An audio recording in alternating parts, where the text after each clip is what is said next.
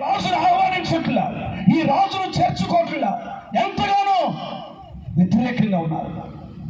యేసయ్యకు లోబడలేదు, యేసయ్య మాట వింటలేదు.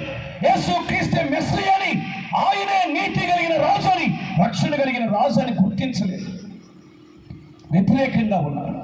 ఏమండి, రాజు వస్తుంటే ఊరు ఎంత సందడిగా ఉంటుంది, పట్టణం ఎంత సందడిగా ఉండాలి, ఎంత ఉత్సహించాలి, ఎంత సంతోషించాలి.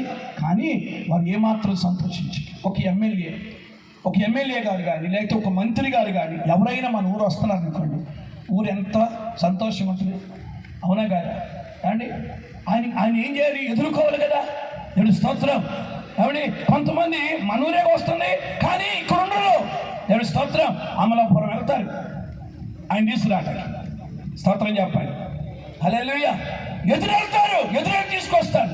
ఈ లోకపు రాజుకే అంత ఆహ్వానం పలుకుతుంటే, ఈ లోకపు అధికారులకే, ఈ లోకపు రాజులకే అంత ఆహ్వానం పలుకుతుంటే, ఈయన రాజులకే రాజు.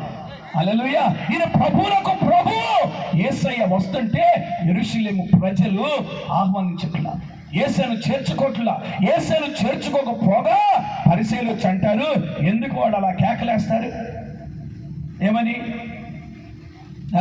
వాళ్ళు కేకలేస్తున్నారుగా, ఎందుకు వాళ్ళు అలా కేకలేస్తారు? వాళ్ళు ఊరకుండమని చెప్పు అని ప్రభుని అంటున్నారు. అప్పుడు ప్రభు అంటాడు, మీరు ఊరకుండిని ఎడాలి, ఈ రాళ్ళు కేకలు వేస్తాయి అన్నాడు. అంతే. ఆ మాట అనగానే వాళ్ళు నోరు మూసుకొని వెళ్ళిపోయి ప్రణాళికలు వేస్తూ ఉన్నారు. ఏమండి, ఇక ఆలోచన చేస్తున్నారు, ఈయన ఎలా అడ్డగించాలి, ఎలా చంపాలి, ఎలా వ్యతిరేకించాలి అని ఇలాగ ఆలోచన చేస్తున్నారు. ఏమండి, రాజు వస్తుంటే ఆహ్వానించాలి, రాజు వస్తుంటే చేర్చుకోవాలి. దేవునికి స్తోత్రం. కానీ విరోధంగా, వ్యతిరేకంగా ఉన్నారు. హల్లెలూయా. లోయనెల్లా